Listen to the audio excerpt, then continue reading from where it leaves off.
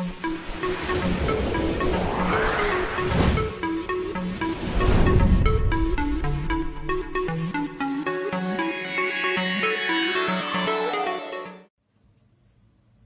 आपसे बार बार सिर्फ एक ही बात कहूंगी कि कोई आपके बारे में क्या सोचता है, क्या कहता है, इसे आपसे मतलब नहीं होना चाहिए। आपकी मेहनत, आप जितना डेडिकेशन से काम कर रहे हैं, ये आपसे बेहतर कोई नहीं जाता, और मेहनत का फल हमेशा मिलता है, ये मेरा अनुभव कहता है। इसलिए कभी भी मेहनत करने से कतराए नहीं, कभी भी घबराए नहीं, ठीक है। उसका परिणाम मिलता है, ठीक है। और कभी कभी ऐसा होता है बहुत बढ़िया परिणाम मिलता है, तो बढ़िया परिणाम के लिए बहुत बड़ी मेहनत करनी पड़ती है। कहते नहीं कि जितना अच्छा आपका क्या कहते हैं मेहनत होती है, उतना ज्यादा आपका क्या होता है, बड़ी सक्सेस मिलती है, बड़ा परिणाम मिलता है। लेकिन उसके लिए आपको बहुत धैर्य रखना होता है, ठीक है। लोगों का नहीं पता, लेकिन आपका धैर्य रखना बहुत जरूरी है। So welcome to biology Pathshala. Today's class is dedicated a NEET aspirant, और आज की पाठशाला में हम बात करेंगे मिक्स्ड क्वेश्चन की। सो ये सीरीज उन बच्चों के लिए है जो नीट नोटिफिकेशन आया है। हम मिक्स्ड क्वेश्चन क्यों करा रहे हैं, तो मैं आपको बता दूं कि मिक्स्ड क्वेश्चन कराने से आपकी एनालिज्म की क्षमता बढ़ती है, और मेरा मानना है बहुत सारी चीजें आपको समझ में आ जाएंगी, ठीक है। ये मेरा आपसे प्रॉमिस है। दूसरी सबसे इम्पोर्टेंट बात ये है कि अगर मैं बात करूं तो मैंने एक नई चीज इसके लिए शुरुआत की कि अगर आपको आज की क्लास का पीडीएफ चाहिए तो आप मुझे मैसेज कर सकते हैं, आपको इस क्लास का पीडीएफ भी मिल जाएगा, ठीक है। सो आप तैयारी कर सकते हैं, बढ़िया काम कर सकते हैं। तो चलिए स्टार्ट करते हैं। सबसे पहला क्वेश्चन आपसे पूछा जाएगा कि कोशिका विभाजन में जीरो प्रवस्था कैसी होती है, जीरो फेज क्या होता है। तो मैं बता दूं, जी का मतलब होता है ग्रोथ, जीरो का मतलब जहां ना हो, भाई सीधी सी बात, एब्सेंट है। तो कोशिका विभाजन की या सेल डिवीजन की ऐसी अवस्था जहां पर कोशिका विभाजन ना हो, या वो उदासीन हो, या कुछ समय के लिए रुक गया हो, या मैं ये कहूं कि यहाँ पर जो एक्सचेंजेस ऑफ केमिकल होता है वो नहीं होता है, ठीक है। तो ये बात याद रखेंगे। तो सेल इन जीरो फेज जो होता है basically exit the cell cycle होता है, मतलब कि वो सेल साइकिल से बाहर होता है, या इसका कोई भी एप्रोप्रिएट एक्टिविटी नहीं होती है, ठीक है, न्यूट्रल रहता है। तो ये बात याद रखेंगे। दूसरा, अगर मैं क्वेश्चन की बात करूं तो दूसरा क्वेश्चन है, कह रहा है कि प्लांट में ग्रोथ फेज की मैक्सिमम अवस्था कौन सी होती है। मान लीजिए किसी प्लांट में कोई ग्रोथ हो रही, तो उसकी मैक्सिमम ग्रोथ फेज क्या होगी, उसके बारे में पूछा गया। उसको बोलते हैं लेग फेज। उसको क्या बोलते हैं, लेग फेज। लेग फेज को कहते हैं लैग अवस्था। क्या बोलते हैं, लैग अवस्था। तो किसी भी प्लांट में ग्रोथ प्रोसेस के मैक्सिमम जो फेज होता है, अवस्था होती है, प्रवस्था होती है, उसे लैग फेज बोलते हैं, ठीक है, या लैग अवस्था बोलते हैं। इसे आप लोग को याद रखना है, ठीक है, हिंदी में लिख के आता है। नेक्स्ट क्वेश्चन है, कह रहा है कि ह्यूमन डाइजेस्टिव सिस्टम के लिए क्या सही है। तो इसे आप लोग याद रखना। देखिए, ह्यूमन डाइजेस्टिव सिस्टम हो या जितने ये आपकी जो यूनिट्स है ना, जो डिवाइड है, इनमें बहुत सारे क्वेश्चन आते हैं, खासतौर से फिजियोलॉजी से आते हैं। तो ह्यूमन डाइजेस्टिव सिस्टम के लिए एक बात ये सही है कि जो इसका इलियम पार्ट होता है वो स्मॉल इंटेस्टाइन में खुलता है। तो ये क्वेश्चन 2020 में आया हुआ है, बल्कि आज हम 2020 के ही क्वेश्चन की बात कर रहे हैं, कुछ मिक्स्ड। तो ह्यूमन डाइजेस्टिव सिस्टम के लिए क्या सही है, तो ह्यूमन डाइजेस्टिव सिस्टम के लिए ये वाक्य सही है कि उसका इलियम जो होता है वो स्मॉल इंटेस्टाइन में खुलता है। बस आपको यही याद रखना है, आप यही याद रखेंगे। एक बात और इसके रेफरेंस में याद रखिए, जैसे मान लीजिए आपसे कह दें कि किसी भी भोजन का या फूड का जो कंप्लीट डाइजेशन होता है, पूरा पाचन होता है, वो कहाँ होता है, भैया छोटी आंत में होता है, छोटी आंत में होता है, स्मॉल इंटेस्टाइन में होता है। इसे याद रखना। हम दो लैंग्वेज क्यों बोल रहे हैं, क्योंकि दोनों बच्चों को फायदा हो। बहुत सारे बच्चे ऐसे भी हैं जो मेरा वीडियो इंग्लिश मीडियम वाले भी देखते हैं, हिंदी मीडियम वाले भी देखते हैं, तो दोनों के लिए फायदा हो, इसलिए 2 बार लैंग्वेज को बोलती हूँ, ठीक है। तो इसे आप लोग याद रखेंगे। फिर आपसे एक क्वेश्चन पूछा गया सर्कुलेशन से, तो सर्कुलेटरी सिस्टम से पूछा गया है कि सीरम ब्लड से अलग होता है, तो क्यों होता है ये पूछा गया है। देखिए, सीरम और ब्लड ठीक है, ये दोनों अलग अलग फैक्टर हैं, लेकिन कुछ इसमें सिमिलरिटीज होती हैं। अब आपसे पूछ रहा है कि सीरम ब्लड से इसलिए अलग होता है क्योंकि जो ब्लड होता है बेटा, वो ब्लड क्लॉटिंग या रक्त जमने में हेल्प करता है, ठीक है, या रक्त जमने की दर को बढ़ाता है, लेकिन सीरम ऐसा नहीं करता है। सीरम एक प्रोटीन होता है, ठीक है। जैसे ही मतलब मैं ये बताऊं कि कहीं पे अगर कोई चोट लग जाए तो उसके फैक्टर में ये कभी कभी एज ए प्रोटीन काम करता है, लेकिन ये ब्लड फैक्टर क्लॉटिंग में हेल्प नहीं करता है। तो ब्लड जो सीरम है ब्लड से इसलिए अलग होता है, लैकिंग ऑफ क्लॉटिंग फैक्टर, यानी कि इसमें रक्त जमने की जो मैं ये कहूँ फैक्टर कारक होते हैं वो नहीं होते। किसमें नहीं होते? सीरम में नहीं होते हैं, ब्लड में होते हैं, ठीक है, ठीक है। क्योंकि प्रोथ्रोम्बिन होता है ब्लड में बेटा, क्या होता है? प्रोथ्रोम्बिन होता है कि नहीं होता है? अच्छा, एक और क्वेश्चन इससे बन के निकल आया। देखिए बहुत सारे क्वेश्चन बनेंगे, अगर मैंने बहुत कंसंट्रेशन के साथ पढ़ाया तो हम बहुत सारी चीजें आपको एक साथ बता देंगे। प्रोथ्रोम्बिन जो होता है बेसिकली वो क्या करेगा, लीवर में प्रोथ्रोम्बिन का निर्माण होता है, तो ये बात याद रखेंगे, लीवर में प्रोथ्रोम्बिन का निर्माण होता है। ADEK का फॉर्मेशन भी लीवर में होता है, एडेक हम लोग बोलते हैं, ठीक है, ये भी आप बात याद रखेंगे।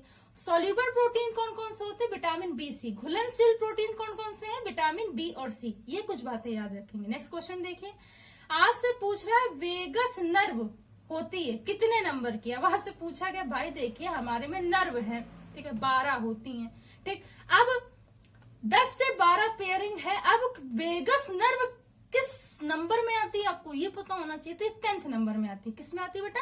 10th नंबर में। इसे आप लोग याद रखेंगे भाई, ये बहुत इंपॉर्टेंट क्वेश्चन है, 2020 में आया हुआ है नीट में। और मैं आपको बता दूं कि ये 1997 और 8, ठीक है, इस पेपर में भी आपको मिल जाएगा। कह रहा है कि कौन सा भाई करेक्ट स्टेटमेंट है, तो मैं आपको इसका पूरा स्टेटमेंट बता देती हूँ सही, तो आप इसे याद रखेगा, आपके दिमाग में ये बात रहेगा। देखिए ग्लूकोकॉर्टिकॉइड्स जो होता है वो क्या करता है, ग्लूकोजिनेसिस के प्रोसेस में हेल्प करता है। ग्लूकोकॉर्टिकॉइड्स एक हार्मोन है एक तरीके का, ठीक है, वो क्या करेगा, ग्लूकोजिनेसिस के प्रोसेस में मदद करेगा। कहने का मतलब ये है कि ग्लूकोजन के स्टोरेज में हेल्प करेगा। बस ये बात याद रखना है कि ग्लूकोकॉर्टिकॉइड्स ग्लूकोजन के स्टोरेज में मदद करता है। ये बात बस याद रखोगे, है ना? याद रखोगे कि नहीं याद रखोगे? मान लीजिए आपसे एक क्वेश्चन पूछ लिया गया कि एक लड़की, ऐसे पूछ सकते हैं, एक लड़की 12th क्लास में पढ़ती है और वो पढ़ने के लिए, ठीक है, 673 किलो कैलोरी ऊर्जा को खर्च करती है, ठीक। तो बताइए कि ऊर्जा को खर्च करने के लिए, ठीक है, ऊर्जा को खर्च करने के लिए किस रासायनिक पदार्थ की आवश्यकता होगी? अब भाई ऐसे क्वेश्चन मान लीजिए पूछ लिया गया तो क्या बताओगे भाई? सीधी सी बात है, जो ऊर्जा संचित है, ठीक है, वो संचित है ग्लाइकोजन के रूप में, ठीक है, ग्लाइकोजन के रूप में ऊर्जा संचित हो गई। अब वो क्या करेगा, जब ग्लूकोज बनेगा तो ग्लाइकोजन से ग्लूकोज बनेगा, ठीक है, ठीक है, बनता है कि नहीं? ग्लाइकोजिनोलाइसिस का प्रोसेस होता है कि नहीं? अब ग्लाइकोजिनोलाइसिस का जैसे ही प्रोसेस हुआ वो ऊर्जा वो लेगी, खर्च करेगी पढ़ाई में अपनी, तो इसे याद रखिए, ठीक है। इस तरीके से क्वेश्चन पूछते हैं घुमा घुमा करके, ठीक है। कह रहा है नेक्स्ट क्वेश्चन, कह रहा है किस प्लांट में 2 जनरेशन पाई जाती है? मतलब आप ये बताइए, ऐसे कुछ ऑप्शन आपको देंगे कि कौन कौन से ऐसे प्लांट के स्ट्रक्चर हैं जिसमें 2 जनरेशन वो शो करेंगे। तो मैं इसका आंसर बता दे रही हूँ, आप समझ लीजिए। पहले आप समझिए क्वेश्चन कह रहे हैं किस प्लांट में ऐसे कौन से स्ट्रक्चर हैं जो 2 जनरेशन को शो करेंगे। मतलब आपको उस स्ट्रक्चर की, उस संरचना का नाम बताना है जो वास्तव में ये काम करे। तो मैं बताऊं, देखिए, pollen grain inside the anther, अगर पॉलन ग्रेन में एंथर है, ठीक है, तो वो एक मेल गैमेट को डेवलप करेंगे कि नहीं? मेल गैमेटोफाइट को डेवलप करेंगे कि नहीं?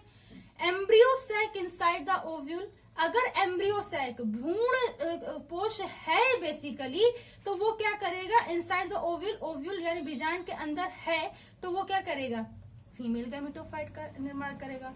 तो भैया सीधी सी बात है कि अगर, ठीक, परागकोश है एंथर के अंदर, तो मेल गैमेट यानी कि मेल पादप का निर्माण होगा, ठीक है। अगर भ्रूणपोष में ओव्यूल, बीजांड में भ्रूणपोष है, तो वो क्या करेंगे, मादा यानी कि फीमेल पादप का निर्माण करेंगे। तो इसे बात आपको याद रखनी है, इसी तरीके से आपकी चीजें होंगी। नेक्स्ट क्वेश्चन देखिए, आपसे कुछ पूछा जा सकता है बार्थोलिन ग्लैंड होती कहाँ होती, अभी आपसे पूछा जाएगा। तो ये वेजाइना के पास होती है। बार्थोलिन ग्लैंड कहाँ होती है? वेजाइना के पास होती। तो भाई ग्लैंड और बोन से बहुत क्वेश्चन आते हैं नीट में, तो वो याद रखना है। जैसे मान लीजिए आपसे बार्थोलिन ग्लैंड पूछ ली गई है, ये तो मतलब थोड़ी सी टफ है, ठीक है। ये वेजाइना के साइड में होती है, ठीक है, वेजाइना में ये पाई जाएगी, ठीक है, लार्ज सेगमेंट बॉडी। तो अब आपसे मान लीजिए प्यूबिस बोन के बारे में पूछ लिया गया। Pubis bone is a part of, अब प्यूबिस बोन भाई नीट में आती है, ठीक, कहीं ना कहीं मिल जाएगी पढ़ने पे। तो pubis bone male reproductive organ का पार्ट है। अच्छा, कहाँ मिल जाएगा? तो मैं बता दूं, सेमिनल वेसिकल के आसपास का जो एरिया होता है वहां पे प्यूबिस बोन पाई जाती है। सेमिनल वेसिकल के आसपास का जो एरिया होता है वहां पे प्यूबिस बोन पाई जाती है। इस बात को आपको याद रखना है। इस बात को आप लोग क्या रखोगे? याद रखोगे, सीधे साधे हो जाएंगे, ठीक। अब जो नेक्स्ट क्वेश्चन है वो बायोटेक्नोलॉजी से है।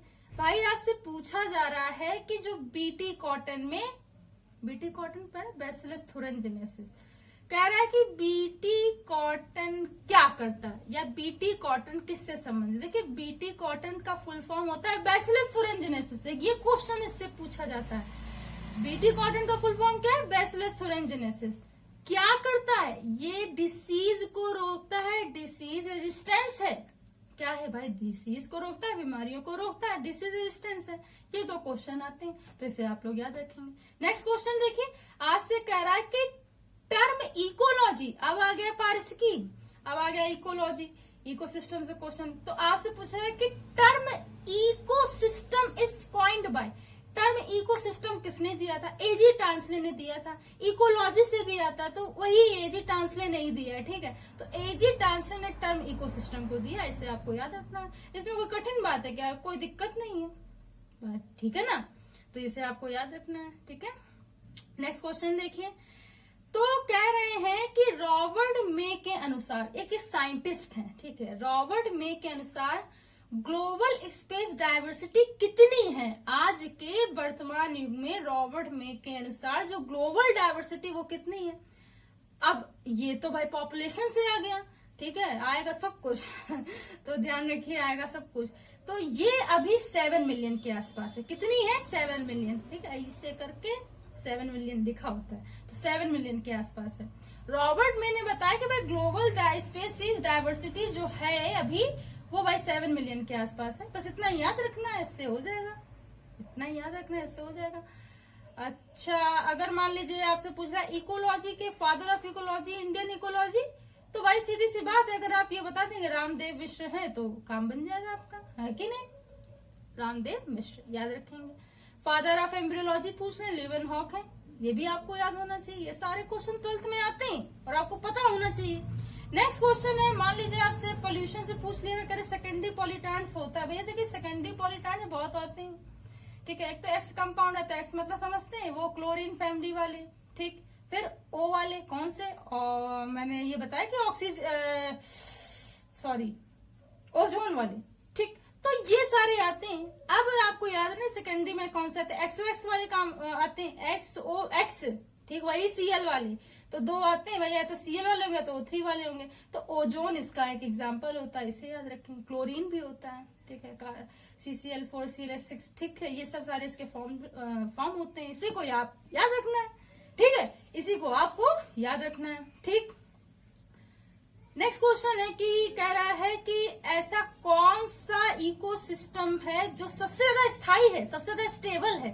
तो भैया देखिए, ऐसा है कि स्टेबिलिटी की अगर बात की जाए तो वो डिपेंड करता है उसकी फूड चेन पे। भाई कैसी फूड चेन है? देखिए 4 से 5 जो फूड चेन होती हैं वो स्टेबल होती है, और वो सब में लगभग होती है। तो हम कैसे फाइंड आउट करेंगे? तो देखिए, इसको सीधा सा तरीका है कि जहां पे कहते नहीं है कि सर्वाइविंग रेट भाई ज्यादा हो, वहां पे स्टेबिलिटी भी ज्यादा ही होती है, ठीक है। तो ओशियन में ऐसा होता है कि भाई यहाँ की स्टेबिलिटी काफी ज्यादा होती है, तो ये इकोसिस्टम सबसे स्टेबल इकोसिस्टम होता है, ठीक। बहुत दिया होगा, ठीक है, लेकिन परेशान ना हो ना, ओशियन लगाना, ठीक है। क्या लगाएंगे? ओशियन, ठीक, बात समझ में आ रही? तो ये कुछ आज सीरीज थी। इसका किसी को PDF चाहिए तो हमसे कह देना कि I need today's PDF, ma'am I need today's PDF, मैं आप लोगों को दे दूंगी।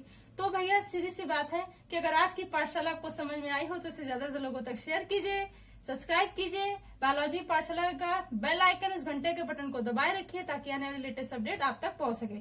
Thanks to all student to watch my Pathshala and thanks again, keep watching बेटा।